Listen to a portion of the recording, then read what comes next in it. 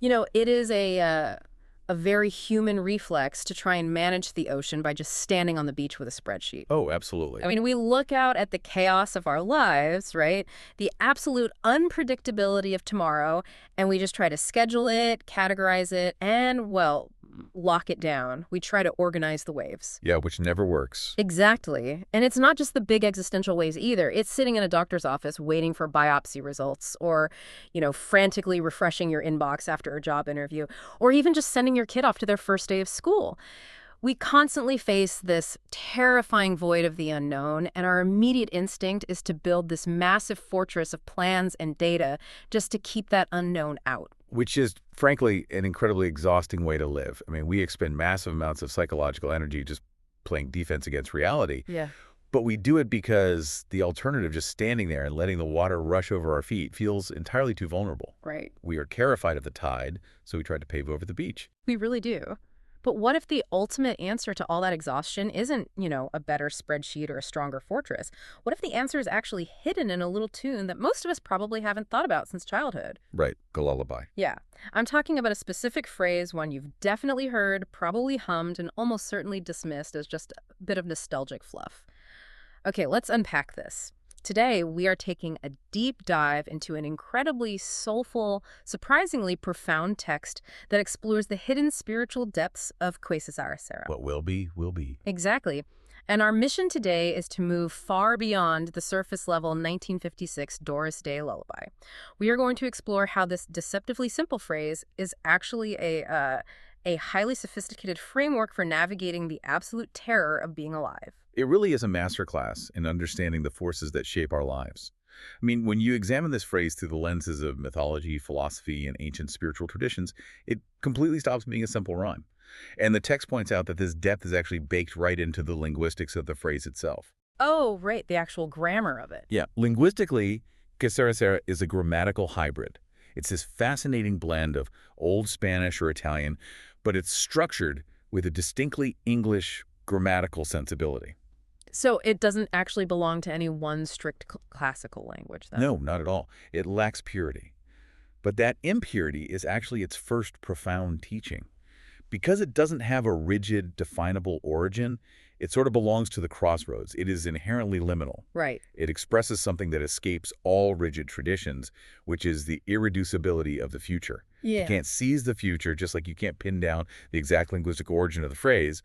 As the source text points out, it acts as a container, not a conclusion. Container. I love that. Yeah, a child can say it when their balloon pops. Mm-hmm. Or a person at the end of their life can say it on their deathbed. It basically holds whatever depth of interior universe the speaker brings to it. Which brings us to the first major hurdle in understanding that depth, I think. Because if we are going to talk about the future, we have to define our terms. We tend to just throw certain words into a blender and treat them like they all mean the exact same thing, fate, destiny, and will. Oh, constantly. But the text makes a very clear, highly technical distinction between those three. It does, and it's crucial. Let's start with fate. So fate is external. It is the raw mechanics of causation. It's the weather, the economy, the traffic jam, your genetic predisposition. The stuff you can't control. Exactly. It is completely impersonal. Fate does not care about your plans. It simply is. Destiny, however, is relational.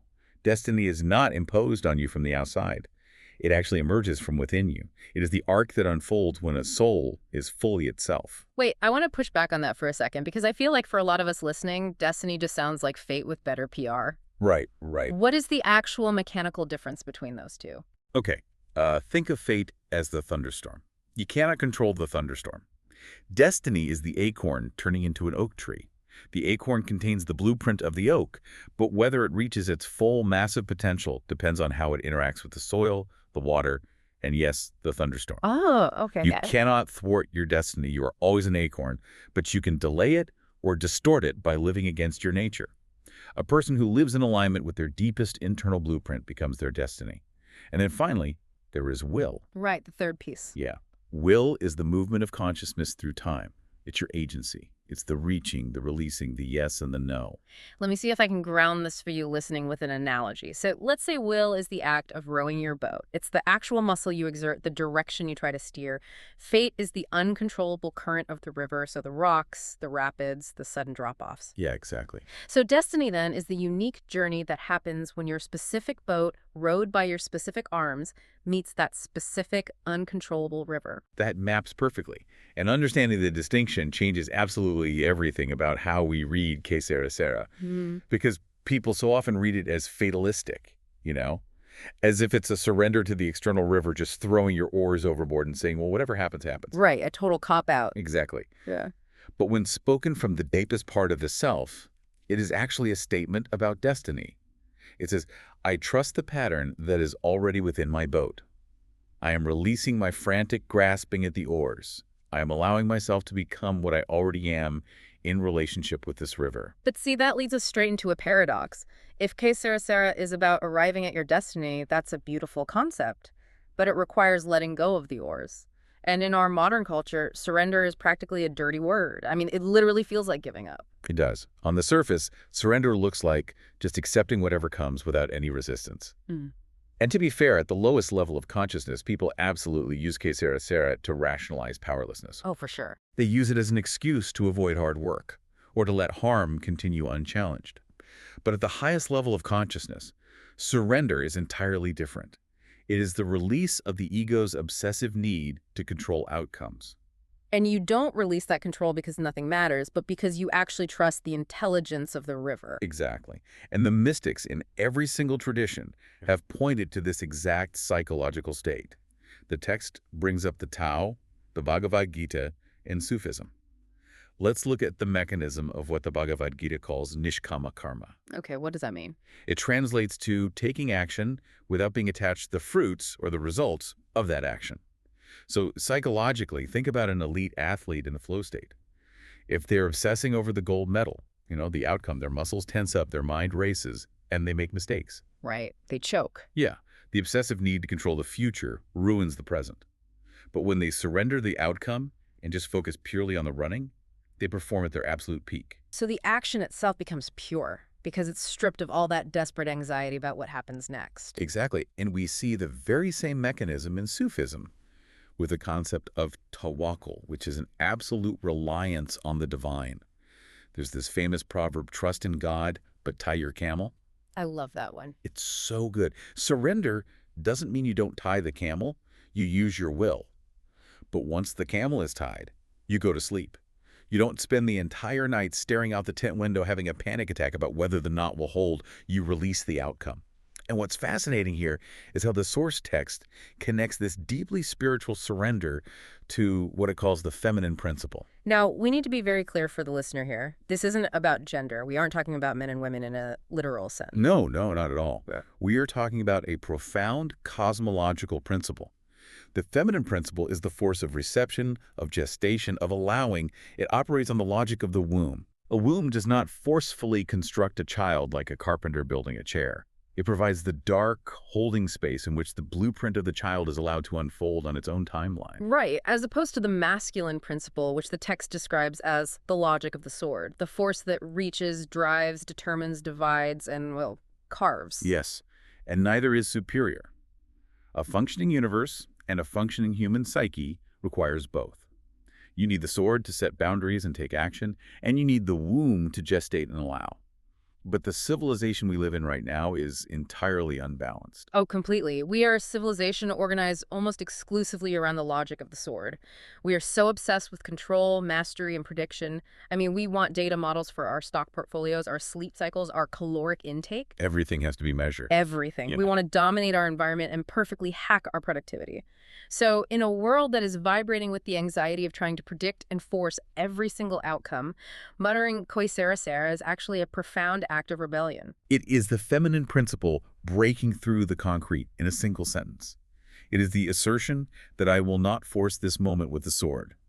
It will happen when it happens, and what will be, will be. But if this phrase is such a rebellious, mystic concept, we really have to bridge a pretty massive gap here, because this phrase didn't enter the pop culture lexicon through some ancient monastery. It entered through Doris Day. Right. And the cultural context of that is fascinating. The logic of the sword was arguably at its absolute peak in the 1950s. We were dealing with the Cold War, nuclear proliferation, the literal ability to destroy the world with a push of a button. Utter terrifying control. Yeah, the culture was rigid with the fear of the unknown, and right in the middle of that, in 1956, Alfred Hitchcock releases The Man Who Knew Too Much, and Doris Day sings this gentle lullaby to her child. And culture basically mocked her for it because Yeah. she was singing about not knowing the future to a world that was desperately trying to mathematically guarantee its own survival. So society read her performance as naive, virginal, and superficial. But the source text argues that this wasn't superficial at all, right? Not even a little. It argues that archetypal teachings choose their vessels very carefully. Doris Day wasn't naive. Think about the incredible courage it takes to maintain your brightness and your sincerity in a world that is becoming increasingly cynical and closed off. Wow, that's a great point. Her refusal to collapse into that Cold War paranoia made her the perfect vessel. Sincerity in the face of deep uncertainty isn't naivety, it's bravery.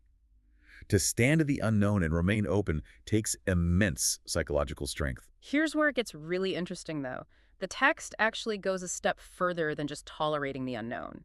It argues that uncertainty is sacred ground. It essentially argues that the future absolutely must be unknowable for us to have a genuine human experience. Yes, every spiritual tradition that drills down far enough hits this exact bedrock realization. The unknowability of the future is not a flaw in the design of the universe. It is the primary feature of the design. Because if you knew exactly what was going to happen, if you could perfectly chart out every joy, every heartbreak, every single conversation you'll ever have, you wouldn't actually be experiencing life. You would just be executing a script. Exactly. The aliveness of life depends entirely on the element of surprise. If you want beauty to catch you off guard, if you want the breathtaking, completely unearned arrival of love, you cannot know it's coming. And yet our calculating minds just hate that unpredictability. We try to lock down the future to escape what the text calls the terror of being alive. We'd rather have a guaranteed, mediocre script than risk the terror of an unscripted reality. Sera asks us to lay down that terror. But let's be honest about something. Laying down the terror is relatively easy when life feels like a gentle lullaby. It's easy to say what will be when you're just wondering if you'll be pretty or rich, like the lyrics of the song. Right, stakes are low. Exactly. What happens when the uncertainty is brutal? What happens when you're waiting for that biopsy result or your bank account is totally empty? Because the text doesn't shy away from the dark. It really doesn't. It takes us straight into what it calls the Kelich dimension. In Celtic tradition, the Kelich is the great winter hag. She is the ancient elemental creator, and her version of Ceresa has absolutely nothing soft in it. No lullabies there. None. She represents monumentality. She does not hurry spring. She does not grieve the loss of summer. She simply is winter, fully for as long as winter lasts. That's a very different mechanism of surrender. That's not a lullaby at all. That's pure endurance. It is the endurance of deep time. The Kelich possesses geological patience. She understands that the pattern of the universe moves regardless of whether our individual ego approves of the temperature. True surrender to the river isn't always comfortable. Yeah. Sometimes the river's freezing. Sometimes it is just sitting in the ice, refusing to panic, and trusting the long arc of the seasons. And if the Kalisha represents the endurance of the cold, the text brings in another mythology that represents something much more active and, honestly, much more harrowing. The absolute stripping away of the self. The story of Inanna. Yes, Inanna. She is the Sumerian queen of heaven and earth, and her myth is essentially a psychological map for navigating the absolute darkest uncertainties. In the myth, she decides to descend into the underworld to visit her sister, the Queen of the Dead. To get there, she has to pass through 7 gates. And at every single gate, the guards force her to surrender something. Her crown, her jewelry, her breastplate, her garments. So these are the symbols of her power, her protection, and really her whole identity. Exactly. By the time she reaches the bottom, the absolute abyss, she has absolutely nothing left.